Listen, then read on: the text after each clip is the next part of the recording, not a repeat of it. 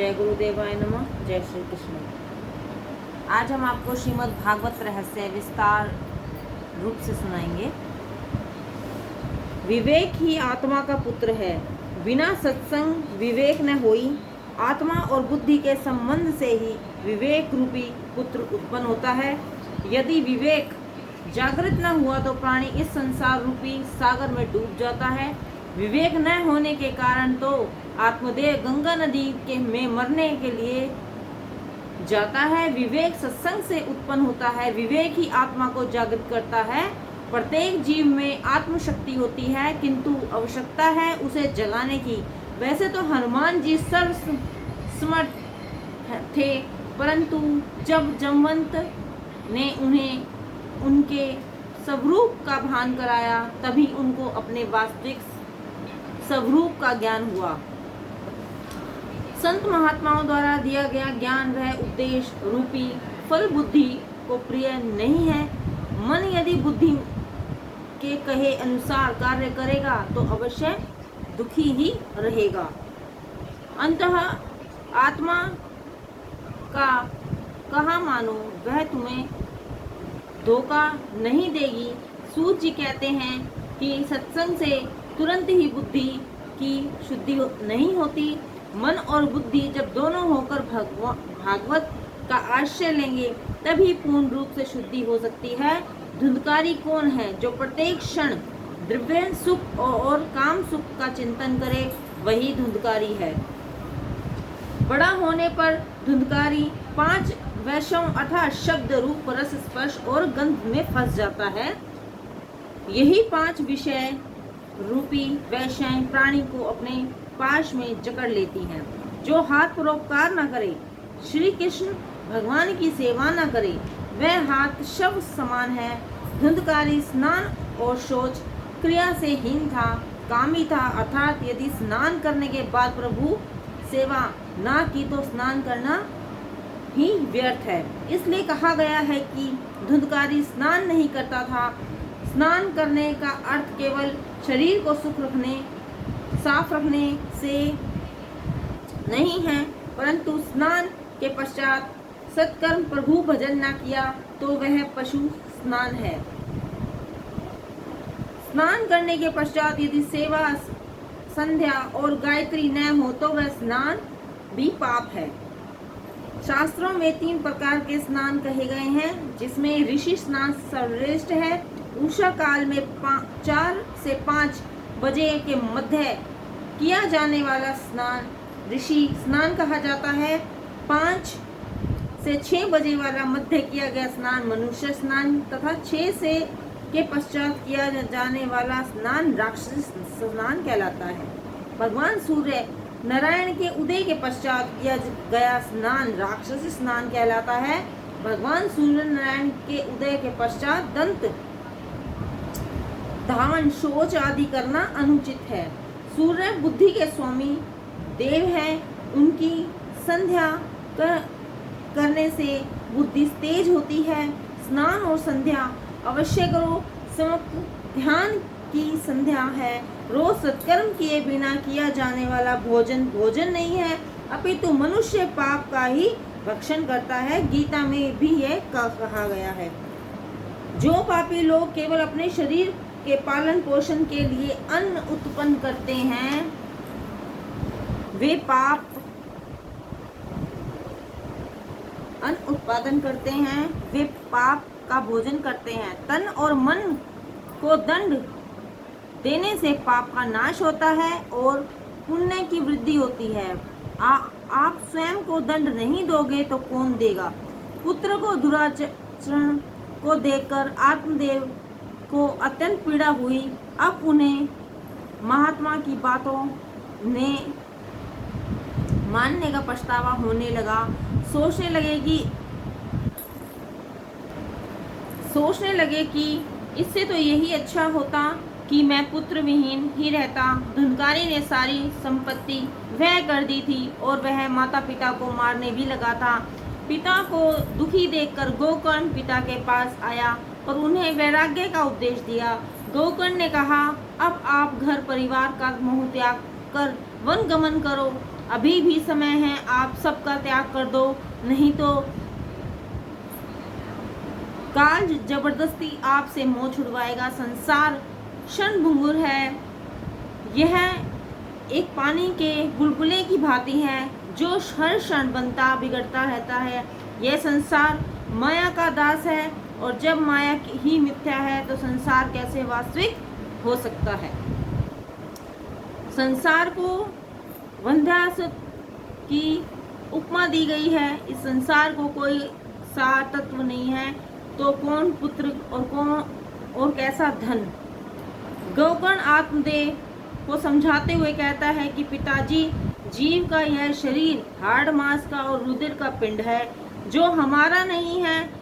इसे अपना मत मानो। संसार में कोई वस्तु स्थायी नहीं है, एक ना एक दिन सबका अंत होना है। इसलिए किसी भी जड़ अथवा चेतन वस्तु को स्थायी मानकर उससे राग और मोह मत करो। प्रेम करना है तो ईश्वर से करो।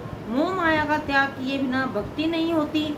यदि सांसारिक विषयों में उलझे रहोगे तो भगवत भक्ति सिद्ध नहीं होगी। अतः वितरागी बनकर ठाकुर जी की सेवा करो। यह शरीर हमेशा साथ नहीं रहेगा। मन को दुखी करने से अच्छा है उसे प्रभु भजन में समर्पित कर दो। कृष्ण लीला की कथा में आपने हृदय को डुबा दो। यदि प्रभु की भावना रखोगे तो हृदय परिवर्तित जरूर होगा। पर दोषों का त्याग करो, क्योंकि पर दोष सेवा और सत्कर्म में विघ्न उत्पन्न करता है। पिताजी, अब आप गंगा किनारे श्री भगवान का आश्रय लेकर भगवान में जीवन बिताओ। मधुरता स्पष्ट अक्षरोच्चार पदच्छेदन का ज्ञान, लय धीरज सामर्थ्य और मधुर कंठ पदच्छेद को समझे बिना शीघ्रता से पाठ मत करो। गौकर्ण के समझाने पर आत्मदेव गंगा किनारे आ गया। मानसिक सेवा के साथ साथ वह अपने चित्त को एकाग्र करने लगा। संकल्प और विकल्प को मन से दूर रखो और ध्यान में स्थित हो जाओ। मानसिक सेवा में धारा अटूट होनी चाहिए। उच्च स्वर में पाठ करो जिससे मन एकाग्रचित हो जाए। ऐसी मानसिक सेवा दिव्य सेवा होती है। गंगा किनारे बैठकर आत्मदेव भागवत ध्यान में लीन हो गए। वे भागवत के दशम स्कंद का पाठ रोज करते थे, जिसके कारण वे वास्तव में देव बने। आत्मा का जब परमात्मा से मिलन होता है तभी वह देव बनती है। जीव और शिव एक हो गए। जो भागवत का आश्रय लेता है वह भगवान बनता है। श्री परमात्मा के दो स्वरूप हैं, अर्चना स्वरूप और नाम स्वरूप। पूजन सामग्री से जिसकी पूजा की जाए वह अर्चना स्वरूप है। नाम स्वरूप के बिना स्वरूप सेवा से फल नहीं मिलता। कारण स्वरूप सेवा से मन की शुद्धि नहीं होती।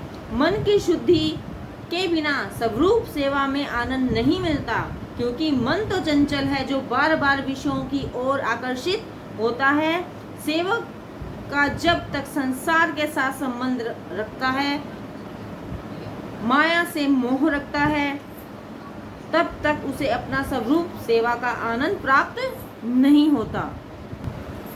ठाकुर सेवा करने के लिए संसार से मोह त्यागना ही पड़ेगा। संसार के विषयों से मोह करो तो बुद्धि और विवेक के साथ करो। जिस प्रकार अग्नि वैसे तो सब कुछ भस्म कर देती है, फिर भी विवेक से प्रयोग करने पर वह उपयोगी भी है। अग्नि के बिना मनुष्य का पोषण भी नहीं हो सकता। मनुष्य इस संसार में अपने शरीर के प्रति निष्ठा रखेगा तो वह संसार को छोड़ भी नहीं सकता। जो मन माया के प्रति समर्पित है वह मनमोहन की सेवा में समर्पित हो सकता है, क्योंकि मन में बार बार माया का भी विचार करता रहता है, इसलिए वह मलिन रहता है। नाम सेवा मन की शुद्धि के लिए, जब तक मन में एकाग्रचित ना हो तब तक मन नाम सेवा करो। स्वरूप सेवा में वह आनंद नहीं आता, क्योंकि मन व्यग्र है, चंचल है। वह ईश्वर को छोड़कर बार बार विषयों की ओर भागता है। मानव मन, संसार और व्यवहार में ऐसा तद्रूप हो जाता है कि वह पाप करता रहता है और उसे इसका आभास तक नहीं होता। स्वरूप सेवा करते करते जब हृदय पिघले, आंखों से अश्रु बहे, आनंद का अनुभव हो और हृदय में सात्विक भावना जागृत हो, तब समझो कि स्वरूप सेवा सफल हुई। हृदय की भावना के बिना की गई सेवा निष्फल है। जीव जब प्रसन्न होकर ठाकुर सेवा करे तभी ईश्वर प्रसन्न होते हैं। मन की शुद्धि करने के लिए नाम सेवा की आवश्यकता है। मन में अनेक जन्मों के मैल भरा हुआ है। भागवत श्री भगवान का ही नाम स्वरूप है, अतः भागवत मन की शुद्धि करता है। कलयुग के नाम सेवा को महत्ता दी गई है, क्योंकि नाम ही परब्रह्म है, नाम ही परमात्मा है। नाम परमात्मा से भी श्रेष्ठ माना गया है।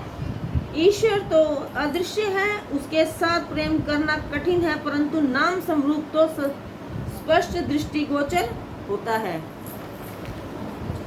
जिसका प्रत्यक्ष दर्शन ना हो तो उसके नाम को पकड़ो, तब वह अवश्य ही दृष्टिगोचर होगा। ईश्वर का स्वरूप हर किसी के लिए सरल और सुगम नहीं है, परंतु नाम स्वरूप सरल और सुलभ है। नाम ही ईश्वर का स्वरूप है, इसीलिए ज्ञानी नाम स्वरूप में निष्ठा रखकर नाम का ही आश्रय लेते हैं।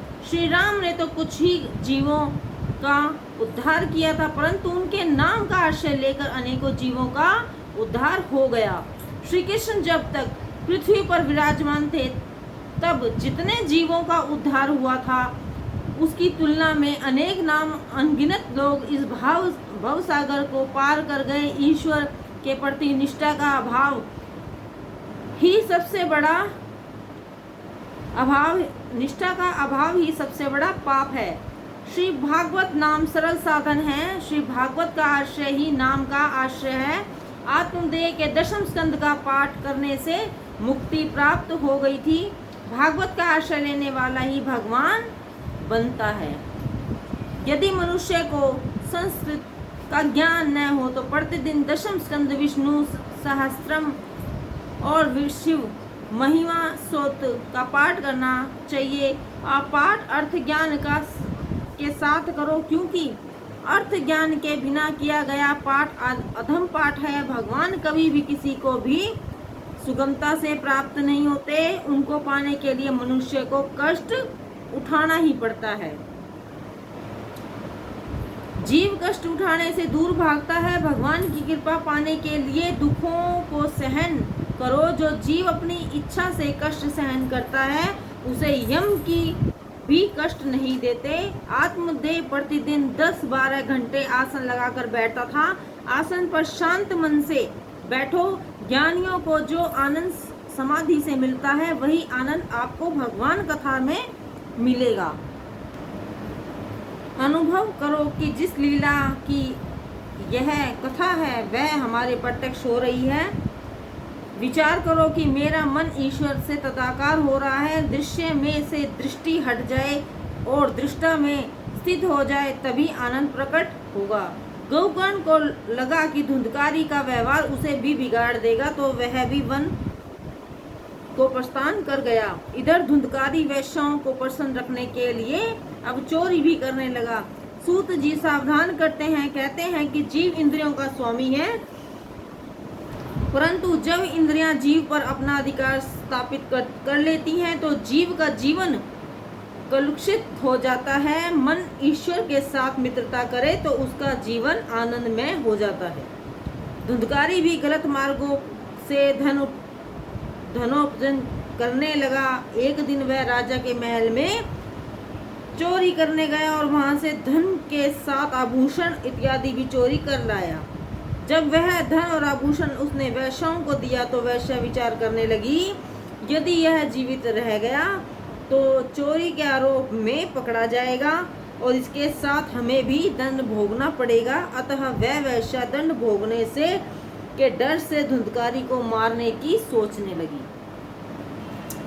तब उन्होंने धुंधकारी को बांधकर उसके गले में रस्सी का फंदा डाल कर फांसी लगा दी, परंतु धुंधकारी की मृत्यु नहीं हुई, क्योंकि अत्यधिक पाप करने वाले की मृत्यु भी जल्दी और सरलता से नहीं हुआ करती है। अतः वैश्य ने जलते हुए अंगारे धुंधकारी के मुंह में भर दिए और अतः अंत में उसे तड़पा कर मार डाला। ये पांचों इंद्रियों ही जीव को अंत समय में कष्ट देती हैं, तड़पाती है। उस समय जीव तड़पता है, कष्ट पाता है। वैश्यों ने धुंधकारी को मारकर उसे जमीन में गाड़ दिया। वैश्यों ने उसका अग्नि संस्कार भी नहीं किया। जिस व्यक्ति के चरित्र को देखने से ही घृणा हो जाए वह धुंधकारी है।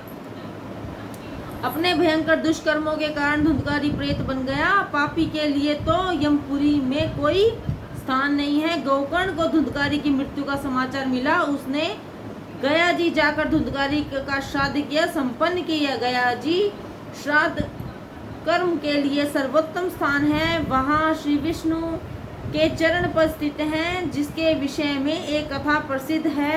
गयासुर नाम का एक भयंकर राक्षस था। उसने अत्यधिक तप करके ब्रह्मा जी को प्रसन्न किया। जब ब्रह्मा जी ने प्रसन्न होकर उसे वर मांगने के लिए कहा तो गयासुर ने कहा कि आप मुझे क्या वरदान देंगे? हाँ, यदि आपको कुछ मांगना है तो अवश्य मांग लीजिए। गयासुर की तपस्या से सभी देवी देवता भयभीत हो गए कि गयासुर की मृत्यु कैसे होगी। ब्रह्मा जी ने विचार किया कि दीर्घ काल तक इसके शरीर पर यज्ञ कराने से इसकी मृत्यु हो सकती है। यह सोचकर ब्रह्मा जी ने यज्ञ करने के लिए उसका शरीर मांगा। गयासुर की छाती पर यज्ञ कुंड बनाया गया। निरंतर 100 वर्ष तक यज्ञ चलता रहा, परंतु फिर भी गयासुर की मृत्यु नहीं हुई। यज्ञ की पूर्ण आहुति होने पर गयासुर उठने लगा। तब ब्रह्मा जी ने भयभीत होकर चिंता से श्री नारायण प्रभु का स्मरण किया। नारायण भगवान ने प्रकट होकर अपने दोनों चरण गयासुर की छाती पर रख दिए। गयासुर ने मरते समय नारायण भगवान से यह वरदान मांगा कि इस गया तीर्थ पर आकर जो भी मनुष्य श्राद्ध करे उसे उसके पितृगण को सद्गति प्राप्त हो। नारायण भगवान ने गयासुर को मुक्ति दी और कहा कि जो मनुष्य गया जी आकर तेरे शरीर का पिंडदान करेगा उसके पितरों की मुक्ति होगी। इसी कारण पितरों की मुक्ति के लिए गया जी में श्राद्ध क्रिया संपन्न की जाती है। गोकर्ण धुंधकारी की श्राद्ध क्रिया करके घर लौट आया। रात में उसे किसी के रोने की आवाज सुनाई दी। जीव पाप करके तो प्रसन्न होता है, परंतु जब उस पाप का दंड भोगना पड़ता है तो वह बहुत रोता है। एक ही माता पिता की संतान होते हुए भी गोकर्ण तो देव बन गया था, परंतु धुंधकारी प्रेत बना। प्रेत बनना या देव बनना यह स्वयं जीव पर निर्भर करता है। गोकर्ण ने उससे पूछा कि तुम कौन हो? भूत, पिशाच या राक्षस? तुम्हारी यह दशा कैसे हुई? तब धुंधकारी ने कहा कि मैं तेरा भाई धुंधकारी हूँ। अत्यधिक पाप करने के कारण ही मेरी यह दशा हुई है। मुझे प्रेत योनि प्राप्त हुई है। गोकर्ण ने कहा, लेकिन मैंने तो गया जी जाकर तेरा पिंडदान किया है, परंतु तुझे मुक्ति क्यों नहीं मिली? प्रेत ने कहा, गया श्राद्ध स्तेनापि मुक्ति न भवंती। चाहे तुम गया कि मैं कितने ही भी श्राद्ध करो, परंतु मुझे मुक्ति नहीं मिलेगी। केवल श्राद्ध मात्र मेरा उद्धार नहीं कर सकता। गोकर्ण ने कहा, फिर मैं क्या करूं जिससे तुझे सद्गति मिले? फिर कुछ सोचकर उसने कहा कि कल मैं सूर्य नारायण से पूछूंगा। अगले दिन प्रातः काल गोकर्ण ने सूर्य नारायण को अर्घ्य दिया और उनसे कहा, महाराज जरा रुकिए, यह त्रिकाल संध्या का फल है। ब्राह्मण को त्रिकाल संध्या कभी नहीं छोड़नी चाहिए। त्रिकाल संध्या करने वाला न तो कभी मूर्ख होता है और न ही कभी दरिद्र होता है। सूर्य नारायण ने कहा, कहो क्या कहना चाहते हैं? गोकर्ण ने कहा कि मेरे भाई के उद्धार के लिए कोई उपाय बताएं। सूर्य नारायण ने कहा, यदि अपने भाई को सद्गति दिलाने की इच्छा है तो भागवत कथा मुक्ति दिलाती है। भागवत शास्त्र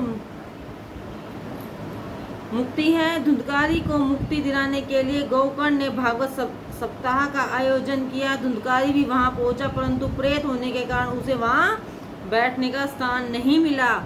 तब वह 7 गांठ वाले एक बांस में प्रविष्ट हो गया। प्रतिदिन कथा समाप्ति के पश्चात एक एक गांठ टूटती गई। 7वें दिन परीक्षित मोक्ष कथा हुई। बांस में से एक दिव्य पुरुष बाहर निकला, गोकर्ण को प्रणाम करके कहने लगा, भाई तुमने मुझे इस प्रेत योनि से मुक्त कराया है। यह भागवत कथा धन्य है। जब बांस जैसी जड़ वस्तु की गांठ भागवत कथा सुनने से टूट सकती है, तो चेतन की क्यों नहीं टूट सकती। विवाह में 2 व्यक्तियों के दमन एक दूसरे के साथ बांधे जाते हैं। पति पत्नी का प्रेम ही वह गांठ है जिसका टूटना मुश्किल है। परमात्मा को सेवा करने के लिए हमें एक दूसरे का साथ मिला है, ऐसा सोचने पर ही यह गांठ टूट सकती है, तभी वे सुख पूर्वक रह सकते हैं। बांस में धुंधकारी प्रविष्ट हुआ। बांस की 7 गांठें अर्थात वासनाओं की 7 गांठें, यह वासना ही पूर्व जन्म का कारण है। अतः इस वासना रूपी गांठों का विनाश करो, इस पर अंकुश लगाओ। वासनाओं पर विजय पाना ही सुखी रहने का कारण है। मनुष्य मोह का त्याग नहीं कर सकता। वासनाएं 7 प्रकार की होती हैं। पति पत्नी की आसक्ति अर्थात नारी में आसक्ति, पुत्र की आसक्ति, पिता पुत्र की आसक्ति, व्यवसायिक आसक्ति, द्रव्य अर्थात धन की आसक्ति, कुटुंब की आसक्ति, घर परिवार की आसक्ति, गांव की आसक्ति। इन सभी आसक्तियों का त्याग करो। शास्त्रों में काम क्रोध लोभ मोह मद मत्सर और ज्ञान को भी 7 गांठ कहा गया है। यह जीव वासनाओं में फंसा हुआ है। वासना से ही जीव में जीव भाव उत्पन्न हुआ है।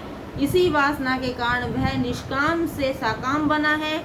जब तक वासना की यह 7 गांठें नहीं टूटेंगी, जब तक जीव भाव निर्मल नहीं होगा।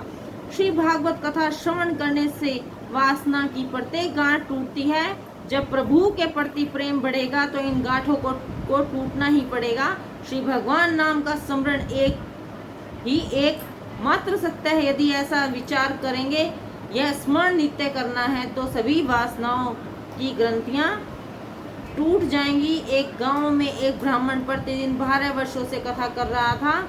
एक गृहस्थ नियम से प्रतिदिन कथा सुनने जाता, परंतु एक दिन किसी आवश्यक कार्य से बाहर जाना था।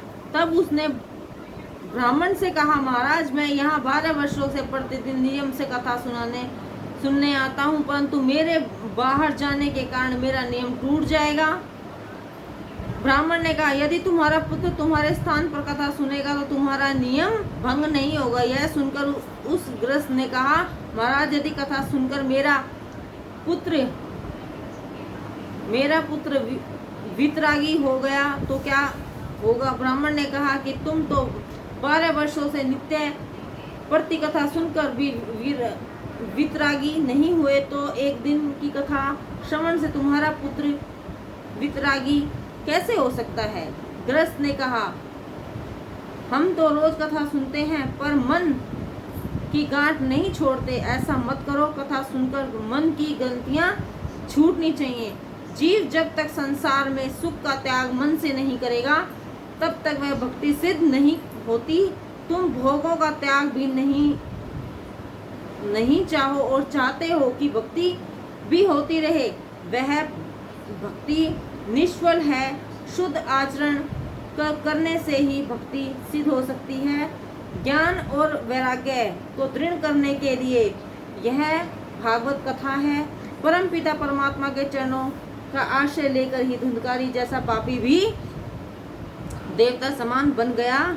वह कहता है कि इस कथा को सुनने से ही मुझे सद्गति प्राप्त हुई है। धुंधकारी को लेने के लिए पार्षद विमान लेकर आए। गोकर्ण ने पार्षदों से पूछा, केवल धुंधकारी को ही लेने के लिए विमान क्यों लाए हो और किसी को लेने के लिए क्यों नहीं। पार्षद ने कहा, यह धुंधकारी एक ही आसन बांस पर बैठता था, अनशन करता था और रोज कथा का श्रवण कर मनन भी करता था।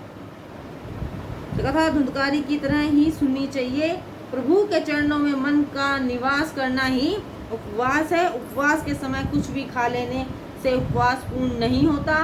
कथा के श्रवण मनन और निधिध्यासन से